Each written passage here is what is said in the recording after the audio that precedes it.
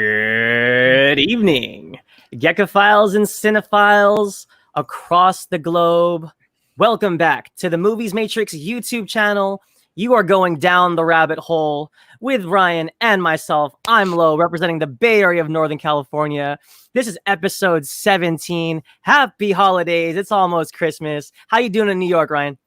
Yo, what's going on, Loretto? Awesome to be back here on an awesome Sunday night. We had an amazing snowstorm here in New York City just recently, and it's cold as crap, and I don't like it. But that's completely besides the point. I've been grinding Call of Duty nonstop, dude. That's all I'm saying. But Hey, we're Mr. here. Batnipples, as long as you're safe, that's what matters, man. Yeah, bro. Yeah. I heard it was like a blizzard, yeah? Yeah, dude. It was nuts. I've not seen something like this in a good while in New York City, but I was excited because I like a good snowstorm. You know what I mean? So real quick, if you guys are new to the channel, please hit that subscribe button down below, hit the like button, follow us on Twitter at Movies Matrix Pod, and all of the breaking news that for film and TV that you're seeing, you can also find it at Movies Matrix on Twitter as well.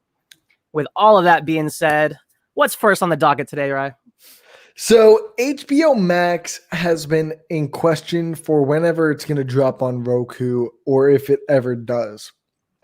Ow, I just smacked my desk. Well, fortunately, you guys are in luck that are on Roku because I'm not one of those unfortunate people. But fortunately for you guys, Roku had it just come live the next day after its announcement on December 17th. I know Roku has a big fan base behind it, and I know a lot of people use it. And honestly, I've never heard of Roku until this whole debacle with HBO Max came up. So I was really curious to know why so many people cared. And then like Todd uses it, I'm pretty sure. And then I started realizing more and more people used it. I'm like, wow, this is much bigger than I thought. And then I questioned, I'm like, why the fuck is it not on this? But Lo, what do you think about this? This is huge. They've finally come to play, and I know some international markets are complaining that HBO Max hasn't reached them per se, but according to Sean, who is our editor-in-chief at moviesmatrix.com, is Roku has like almost like 60 to 70% market share or something like that. It's definitely over 50. They have a very like strong reach because Roku is like installed on certain TVs. So some people use Roku because they don't have a choice. They buy a TV and Roku just comes on their TV as their smart platform. So this is huge for HBO Max, along with the WB news, which is getting more and more controversial as the days and weeks go by. I think HBO Max is definitely making progress to catch up with Netflix and Disney Plus. No, dude, definitely without a doubt. But I'm just glad more people finally get to use HBO Max, and it really would have sucked if it never came on Roku before the Wonder Woman dropping on Christmas Day. But without a doubt, we got some newly released photos from the sequel to Coming to America. Wait for it. The sequel's name is Coming to America. Who would have thought? America. Who would have thought? But I still need to watch the first one. But Loretto, I'll let you take this one. This is probably the third time we've talked about this on this podcast, and I'm a huge Eddie Murphy fan. I've said it a million times. They look great. Holy crap, man. They look great. I'm not sure how old Eddie Murphy is. I know he's pushing 50 something, but him and Arsenio Hall look great. James Earl Jones, Mufasa himself, Darth Vader himself is the king of Zamunda. And I'm excited. I mean, this may have been too long in the making, and sometimes that doesn't go well. Like the Dumb and Dumber sequel that came out 20 years later and kind of flopped, and Anchorman 2 was hit and miss with some crowds. But I think as long as they get the script right, and for me, like, I feel like Eddie Murphy, like when he's on, and when he hits. And of course, when he flops, you have Pluto Nash. So as a diehard Eddie Murphy fan, I always support him and I always give him the benefit of the doubt. I think this is going to be great. I don't even really know what direction the story is going, but from the stills, the production value looks good, and we're not going to have to run to the theaters to see it. It'll be on Amazon Prime, so that was a big pickup for them. I can't wait for this to come out. I think it's coming out in March, if I'm not mistaken. Yeah, like March 20th or something. It was originally supposed to come out in December, but this film, I absolutely can't wait for. The first Mortal Kombat film is without a doubt my favorite, and I still think to this day the best video game film adaptation. The second one we don't talk about, but the third one, which is a reboot with a full studio budget, is coming out. It was supposedly originally going to release this January coming up, but with the pandemic, they pushed it back. HBO Max announced that it was going to the streamer. So then the release date was up in the air even more now because it's coming out in 2021. But now when?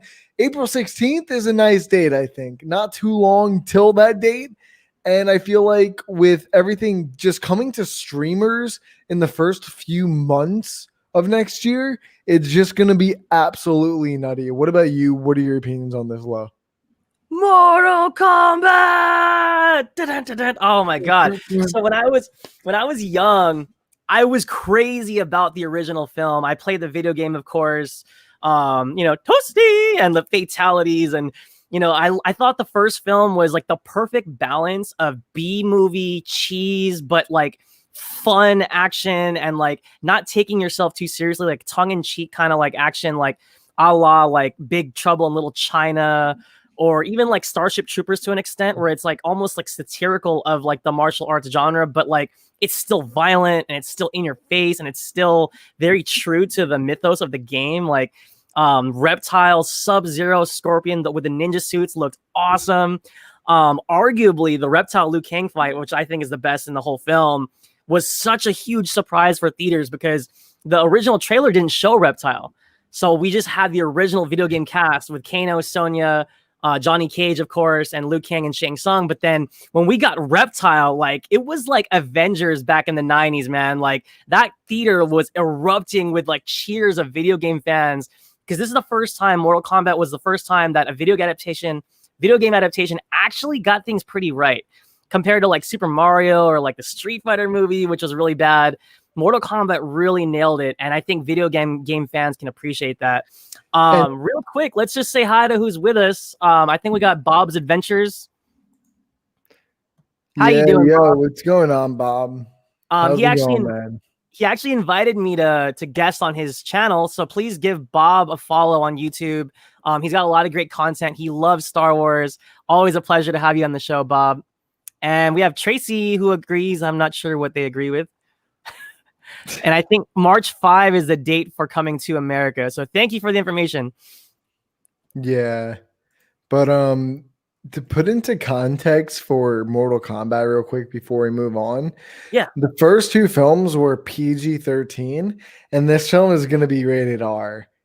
The first film, actually both films, they never really they showed violence, but it was never like Mortal Kombat violence. You know what I mean? It was very held back. But I feel like with this movie, I feel like it's gonna push it, and I hope it does. And I heard rumors that they're gonna do fatalities in this film, so that's gonna be fucking exciting to see on the screen in glorious HD.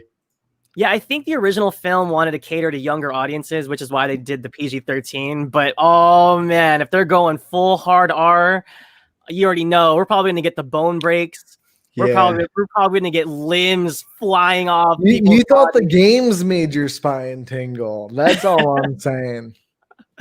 Oh man, so moving right along here. A new trailer for Chloe Zhao. Oh my god, I'm so sorry. I spelled her name wrong. I'm so upset with myself. Nomadland has been released. If you guys don't know, Chloe Zhao is directing The Eternals, and she also does a lot of great independent film work. Are you familiar with her filmography? No. All I know is Nomadland and Eternals. All right. Well, that being said, do you mind digging in for a few minutes here? Yeah, let's go ahead. Let's check it out.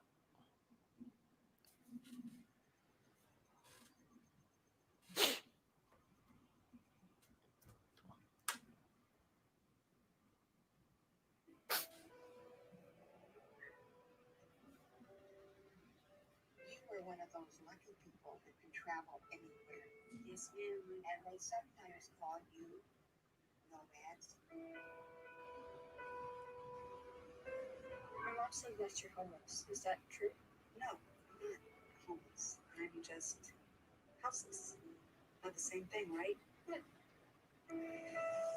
My husband worked at the USG mine in Empire. I was a substitute teacher. It is a tough time right now. You may want to consider early retirement. I need work. I like work.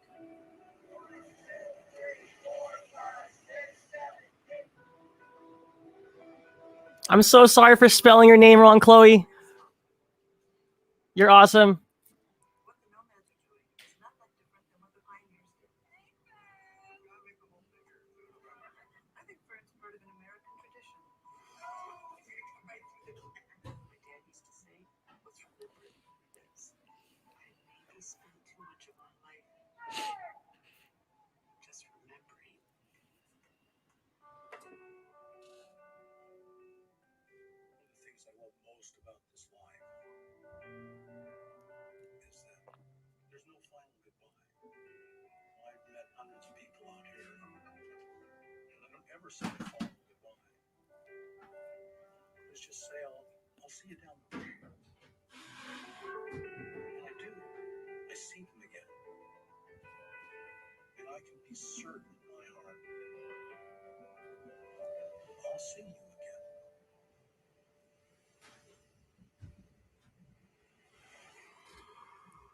Wow. First thoughts, man. So, like, I don't know, man. It's not what I was expecting because this is the first full-length trailer I've watched so far. I watched that little teaser one they showed a few weeks ago, and with the title, I had no clue like how to put the two and two together. I was just so confused. I kind of thought it was like a dystopian future kind of movie. Yeah. And then when I saw this, I'm like, this is exactly not what I thought. I can't say I'm excited, but I'm curious, and I'll definitely check it out simply because of the director. It's one of those cases for me. If this wasn't a contender, or if I didn't hear high Oscar talks about this, or if it wasn't an MCU director directing this, I probably would have no interest. I'll be honest, but for those reasons, I'll be happily glad to watch it. And who knows, I'll probably love it or something. But I've heard very divisive things about this. I've heard either people love it or it's just like, it's just not my thing. You know what I mean? That's fair. I just love the grounded take on like the hardships of like manual labor and what people go through. And Frances McDormand, I don't follow her exclusively, but I loved her in Fargo, the 1995 Coen Brothers classic. And I think she won her Academy Award for Fargo. So yeah, I think she's great. It looks really touching. It looks really heartfelt, and it looks the way it's shot. It's beautifully shot, and I'm willing to give it a shot. I'm curious to see, like, it's an interesting choice for the MCU to pick such an artistic, like, sentimental kind of director for such a big picture. But I just feel like maybe there's some talent here that is worth seeing. So, no, yeah, definitely, without a doubt. And with that being said, take it away, Ryan. I love this one. I love talking about this one. So a few days ago on the set of the new Mission Impossible 7 film, Tom Cruise reportedly yelled at a crew member or two who broke COVID protocols and quotes, "No apologies. You can tell it to the people that are losing their fucking homes because our industry is shut down."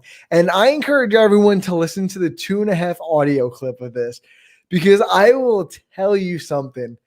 This put everything in a different light for me. It's just insane what we don't know that's going on behind the scenes. And yeah, it seems so simple. They might have just been doing something simple or not be doing something with intent at this case. But you're one of the many few that has a decent paying job right now. You know what I mean? So I see both sides. This has been a back and forth because I know some of the crew members actually quit after this happened reportedly. So that was a big one. And now I feel like a lot of people on Twitter are picking sides, whether they're against or for Tom. And I didn't expect to see that coming out of this, to be honest. What about you, I'm not gonna lie, I loved it. I love the drama. I love Tom Cruise, like no cap. And to be fair, I agree the theatrics of it is a little bit extreme, a little bit harsh, but I totally understand him because But it's also I Tom Cruise we're talking about here. Just want to point that out. I'm sorry, it's Tom Cruise. I just want to point that out. yeah, I know. Like he's the guy that jumps on a couch to talk about how much he loves Katie Holmes, right? Yeah, But people wonder why he's crazy. Like, but with that being said, like I love the guy, and you know, as someone that at my work I supervise people under me, and if they're not following the rules, it's very frustrating. I get that, and also what he's saying makes sense because one person, let's just say one person on the set out of hundreds of people like on the production holding the mics, you know, holding the lights and you know, assisting the directors and all that. Can you imagine one guy walking around with a mask and then the production gets shut down? And maybe the critics are saying, oh, they shouldn't be making movies anyway. It's a pandemic. But it's like, okay, the fact that the production's going, it is giving people jobs. And if one knucklehead messes it up for everybody, that is seriously devastatingly sad and tragic. So to an extent, I totally am on board with Tom, but at the same time, and it causes the studio so much more money. Like, no, that's the 100%. biggest. And I'm sorry. sure Yeah. I'm sure he's also acting that way because of he's probably invested in himself. I believe Tom's a producer, right? Oh yeah, dude. I'm pretty sure he owns the rights to the Mission Impossible franchise. Yeah, so he definitely has a yeah, stake in the production as well. So yeah, he has a say in everything without a doubt. Tom's got a Even though take. he's the star, he produces these films. He owns them. So what he says, I'm pretty sure goes. You know So what I Bob mean? says he thinks Tom is right, and the virus killing 1 billion people. It's okay to go to switch mode. Overall, I mean, do you think Tom's right here, or you're just kind of like in the middle of it? I agree with what he did, but I feel like obviously you could go around it a little differently. Okay, You know what I like mean? Like he went at it like super batshit. Like, I'm gonna rip your throat out if you listen to the full thing. Like, bro, I was scared for my life. And bro, I don't even know where the fuck they're filming this thing. I'm sorry. And I was scared Tom Cruise was gonna fire me.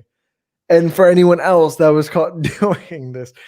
I just feel like he could be stern and angry, but like I'm pretty sure he like Ghost Ridered them. You know how he looks into their soul and burns them? This is exactly what Tom Cruise did, and he did that with my soul. You know, I'll say I think he just went into full dad mode. Like that's the kind of rant when you like sneak out and get messed up with your friends, you come home and your dad's staring at you in the doorway and you're like, oh shit.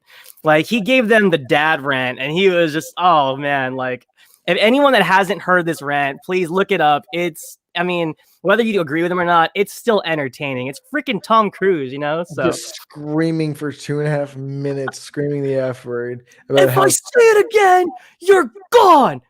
Not even it was just like the top of his lungs. Yeah, like bro, put it all in. So from one handsome leading man to another set of handsome leading men, we have The Gray Man starring Chris Evans, Ryan Gosling, and Jessica Henwick from Iron Fist joins the cast along with the beautiful Ana de Armas. And the film will be directed by the Russo brothers, who famously have directed the last few Avengers films. And I don't know much about the novel, The Gray Man, but I will say Jessica Henwick was probably one of the best, if maybe the only good thing about the Iron Fist show.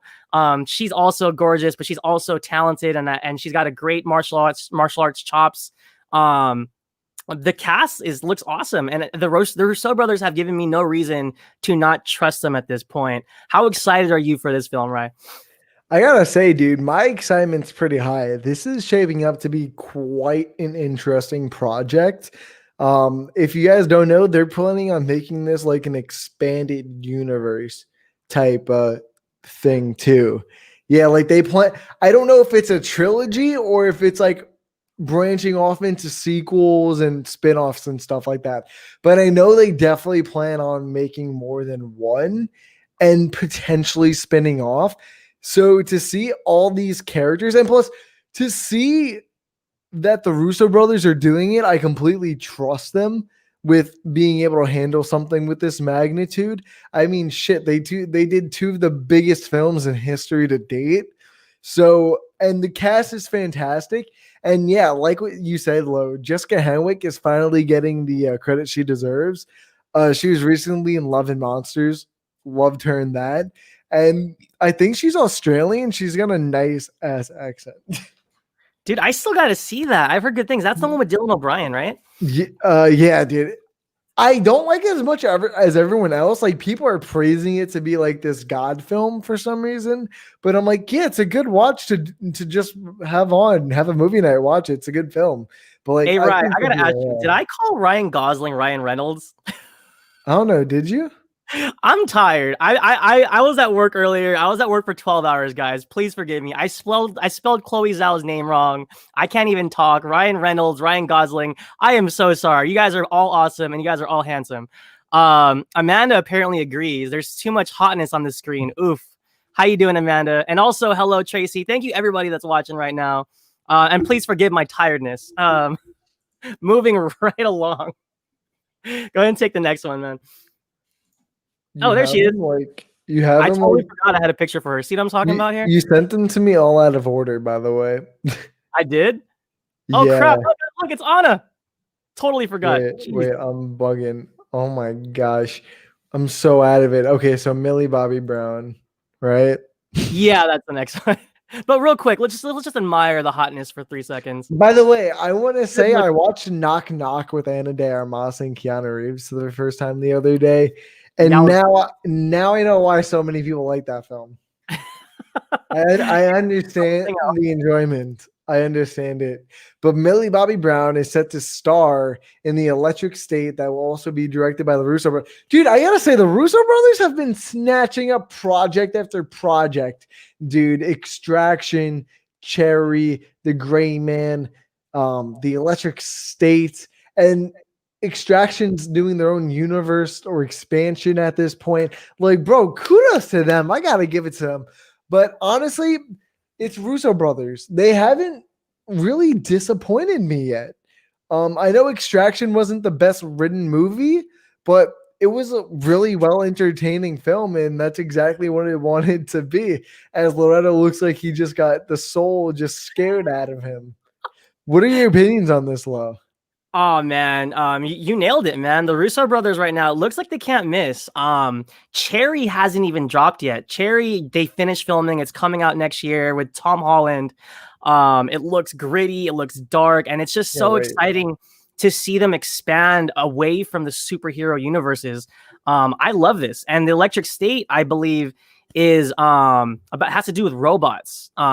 Some sort of AI kind of thing. So I think as long as it's written well, that type of scenario, like futuristic, like sci-fi kind of thriller, is always a fun time. And I love Millie Bobby Brown; she's great. So it's always good to see her in more projects.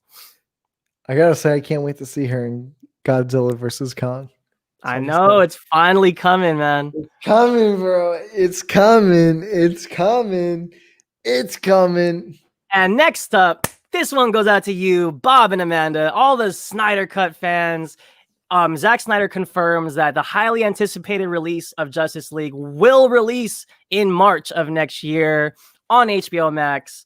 The 4-hour cut. Please enjoy it in all its glory.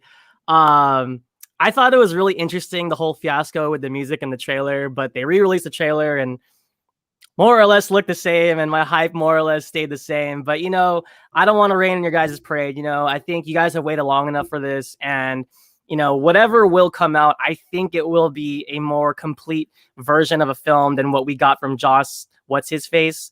So with all that being said, hats off to you guys. You guys did it. What do you think about the new cut coming so soon? I just want to congratulate every single person on the internet for just succeeding at so many different unprecedented things that not one man thought could be possible. But as we see in March, that I want to say I called earlier when they announced this. I called March. Just want to say that right now on the podcast. Oh, you're right. You did. I did call this. Yeah, I called March. So fucking pay up someone. I don't know who, but someone pay up. But I can't really say my excitement changed. It's the same, I guess. But I don't know. I just feel like there's so many more exciting projects. Like we've already seen a rendition of this film. Now all we're doing is seeing a different version that's not even gonna matter after it releases. Like why would I get excited over one project that the rest of the films after this are gonna completely ignore? And I just want to say I find this really confusing. So Warner Brothers forces the directors to keep the Joss what's his name's film in continuity, but Patty Jenkins comes out and says that all the directors consider that film to not be in continuity, but the Zack Snyder version. But I don't understand how that works. Well, to your point, I will just say that it's appalling how much money they've pumped into this. When, like we've said on a previous show, I can't remember what episode, but that could have gone to a different project and a different. This whole thing's a complete fraud. This whole thing's a complete fraud. And like real quick before we go on, hi mom, love you mom. All right, moving right along. I think this one's all you, bud. I was excited when I saw this yesterday, but before we play the trailer, the Wrong Turn franchise has been rumored to be rebooted for a few years now. And it's been one of those cases where I thought it was never going to happen. And it was just one of those circulated rumors for like decades and decades and decades. But it's finally here. If you guys don't know, Wrong Turn's like a half-assed horror franchise that branched off into 7 films like any other shitty low-budget horror franchise does, like Leprechaun, Friday the 13th, all those great OG films and stuff like that. And to simplify the plot, it's about a group of people that get stuck in the woods in the middle of Virginia, and there's a family of cannibalistic family members that have incest offspring. It's like they only have sex with their family to have children. Yeah, they're like inbreds, right? Yeah, like they're like inbreds. Like it's super fucked up too. Like, dude, in some of the earlier films, they showed them having sex. Like it was really fucked up. This film, the length some of these films went to is insane. But dude, I can't wait to see this film. And I thought it was, you know what? Let's play the trailer before we talk about it. I was clicking the StreamYard screen. By the way, shouts out to Eliza Dushku, who was in the original, and I love her. Do you know what we wouldn't have found if we would have stayed on the trail? A waterfall? A cliff?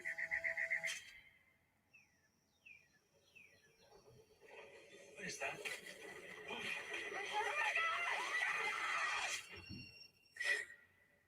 I saw someone. I did. I saw someone. My country 'tis of thee.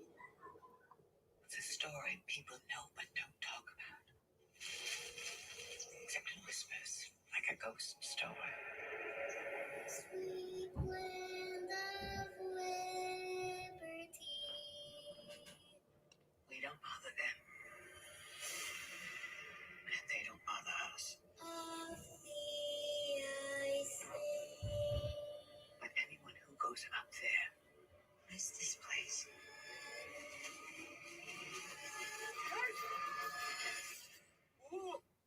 They don't come back. Father's died.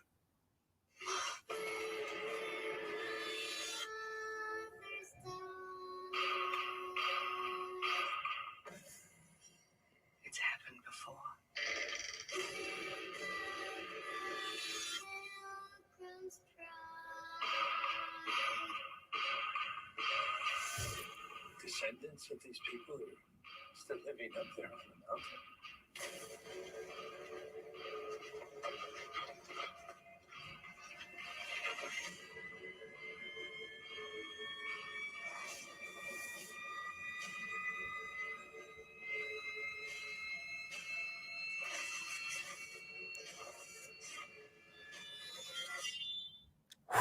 They would be the foundation on which That looks like it fucking hurt. From every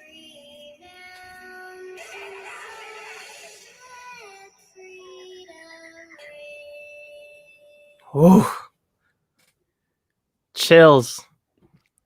That little So haunting child singing, man.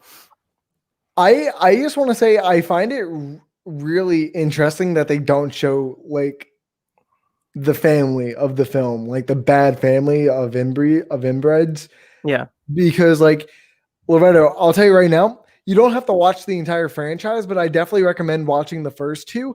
If you look at this family, like, dude, they're like, put it like better terms, they're really messed up, dude. Like, one has a cleft palate up to its eye, I'm pretty sure. Like, half one of their skulls is like ripped in half. Like, dude, it's some really messed up stuff. But this looks like it's getting the Evil Dead stamp of approval, where you take a really low budget horror franchise and then you give it the studio budget. Night Fury, thanks for joining us. Looks like he's saying it's a cross between The Descent and Hills Have Eyes. I actually remember the original film. I felt like it was a nice like throwback to like Texas Chainsaw Massacre and like The Hills Have Eyes, of course, like the original Wes Craven one. Yeah. And like I don't remember it that well. I saw it a long time ago and I wasn't really paying attention. But yeah, man, I think honestly I like the concept because it's like how like realistically, that's like the most terrifying thing to go on a trip and get lost in the middle of nowhere and you don't know where you are and you don't know what's around you. And then on top of that, you get this like mutant inbred hillbilly family trying to kill you. I think that always makes for good suspense. And from that trailer, man, it really hit the right notes. It looks gritty, it looks violent, and I like the fact that they kept the family hidden, like you're saying, because it kind of builds a suspense. Like the same way with Jaws, like if you kept seeing the shark, that would have been repetitive. But the way that you don't see the shark and they build the suspense without him is all the more terrifying. I think that's like the way you do terror, so.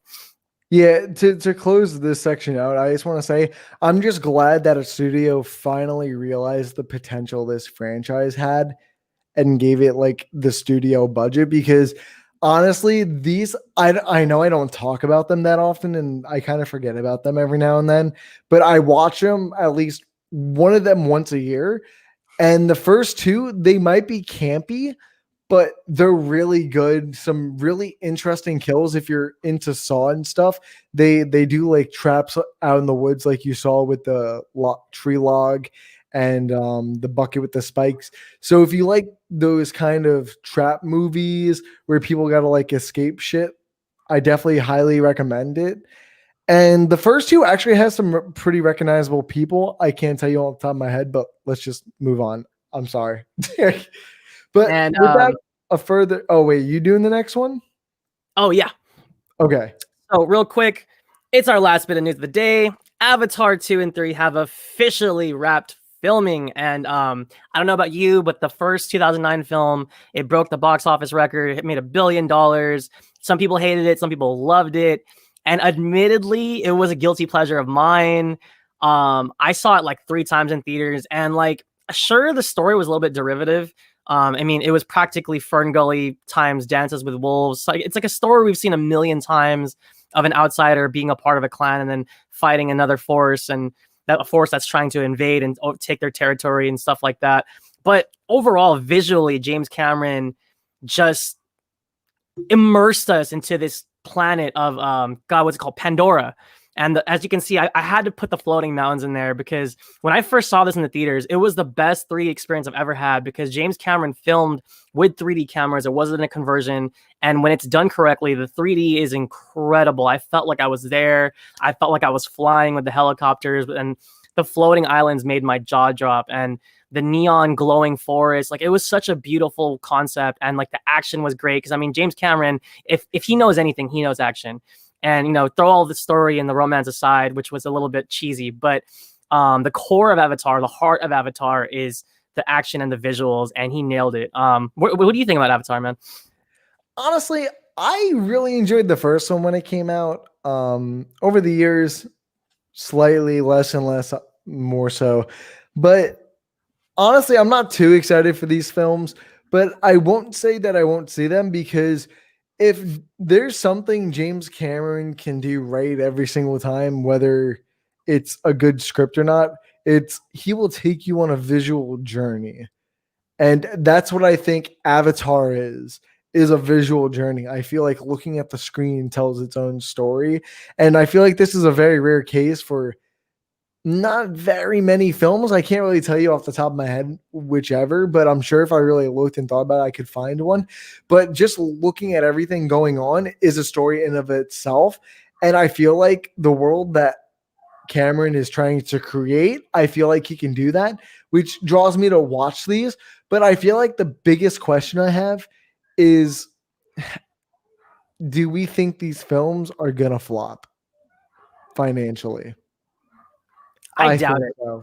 I doubt it, man. I think James Cameron's record speaks for itself. Like, to be honest, like when Titanic was coming, I did not think Titanic was going to become what it became. And I don't know if you remember, but in 1997, Titanic was like the biggest movie of all time. It was nominated for 11 Academy Awards and it won Best Picture and it was the most visually stunning. And it was in theaters for like months and months and months. And people kept watching it and watching it.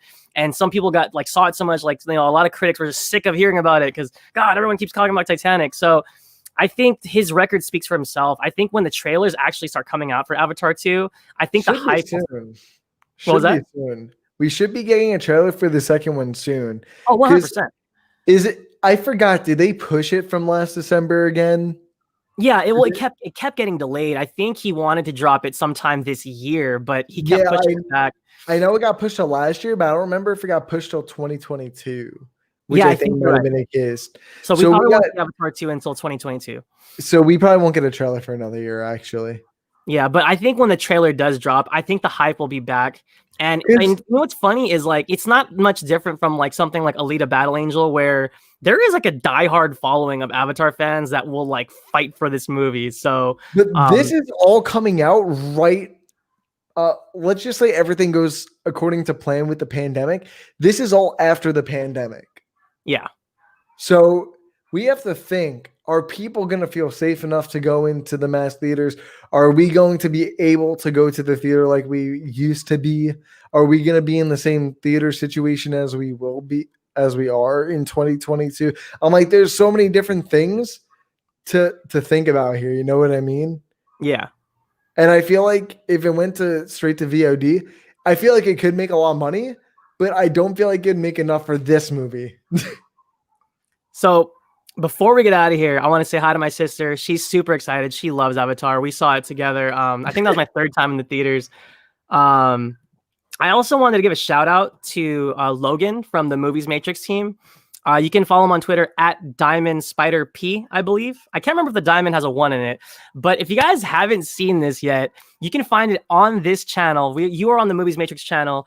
How Deadpool Stole Christmas is a stop motion animated film created all by Logan, and he voiced like most of the voices, and he did a wonderful job. Did you watch it yet, Ryan? Yeah, dude, I really liked it. I thought it was a good stop animation. Oh, I can't talk. I got my words all mixed up. You guys know what I'm saying, though. Yeah, no, and it was really, I thought it was kind of fun. Like, he kind of had a little bit of some Dr. Seuss going, and it had a lot of heart considering it was like a little short film. Like, he really packed in a nice story for us. So I think anyone that hasn't seen it, it definitely gets you in the Christmas spirit.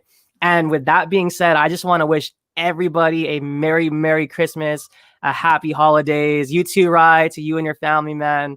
Best wishes. And I know this year has sucked, but I'm thankful that next year is coming and there's better days are ahead.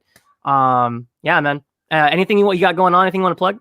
Yeah, dude, I want to congratulate you for winning you won the Christmas draft. So congratulations for that, homie. Thank you for doing that. Thank you. I owe all the efforts to you. Thank you very much. Yeah, I wasn't going to talk about it. I didn't want to make a big deal about it, but I did it. I freaking did it. Who do you think you are? I am. Holy crap. Because I'm not going to lie. Like, I'm a film nerd. Like, that's why I do this. Like, that's why I'm with the Movies Matrix. That's why I'm on this show. I love movies. And for me to lose so badly in the past 3-4 tournaments, the past 2 tournaments, I couldn't even get in the tournament. I was trying to fight to get into the tournament and I was getting kicked out. And I felt like Twitter hated me. And I was like, this is terrible. Like, my movies are good. I have good ideas. And it made me feel like, damn, like my team suck. But I had a good draft. Thank you to Formal for being late. because I don't think Elf would have fallen to me if Formal. I think Formal admitted he would have taken Elf number 1, but he was late, so I got I lucky. think I think Deebs would have won if Formal took Elf. Oh, 100%. That draft would have changed. I might have taken Nightmare Before Christmas. I think everyone's team would have shifted. So, Yeah. or I might have taken Home Alone 2 in my first round. So I don't know. But anyways, thank you anyone that voted for me. And I just want to say, everyone in my knife, you guys can eat it. By the way, you guys talk all this shit about my team, and who was left in the dust? Who out of everyone in our night? Who was the last one to go down? I just want to hear it. Oh wait, that's right. It was me. Yeah, And wait, you were in the right. final 4, weren't you? Yeah, I was in the final 4. So you guys can go eat a load of toes, bro. So, by the way, guys, we are talking about the Movies Matrix Christmas film draft. On this channel, you can look down below. We have all of our drafts. We did an action film draft. We did a superhero draft. We did a comedy draft, animation. It's super fun. We get a bunch of people together and we draft these teams live, pick the best films, and we have Twitter vote on our team to who had the best team. And Ryan got dumped on in the post-game show. You can find it down below. It was an epic time. But with that being said, I want to thank everybody for watching right now. Do you want to say anything before you get out of here, Ryan? No, thank you guys so much for everything for Movies Matrix this year. It means a lot. We're still going to have a show next Sunday, but it's going to be after Christmas. And next Sunday will be our final show of 2020.